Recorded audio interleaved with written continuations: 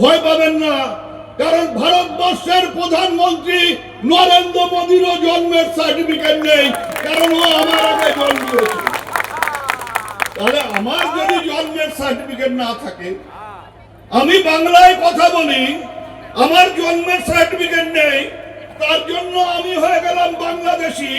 আর নরেন্দ্র মোদী হিন্দিতে গুজরাটিতে কথা বলে, ওর জন্মের সার্টিফিকেট নেই, আমি বাংলাদেশি হলে নরেন্দ্র মোদীও পাকিস্তানি, তাই আমাকে বাংলাদেশে পাঠাতে হবে, নরেন্দ্র মোদীকেও পাকিস্তানে পাঠাতে হবে। জন্মের সার্টিফিকেট নেই বলে অনেকে ভয় পাচ্ছেন।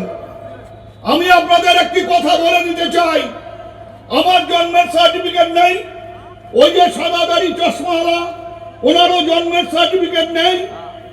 ভয় পাবেন না, কারণ ভারতবর্ষের প্রধানমন্ত্রী নরেন্দ্র মোদীরও জন্মের সার্টিফিকেট নেই, কারণ ও আমার আগে জন্মে। আমি যদি বাংলায় কথা বলে আমার যদি সার্টিফিকেট না থাকে, জন্মের সার্টিফিকেট আমাকে বাংলাদেশি বলছে, তাহলে তো একই, ওনাকেও পাকিস্তানি বলা যায়।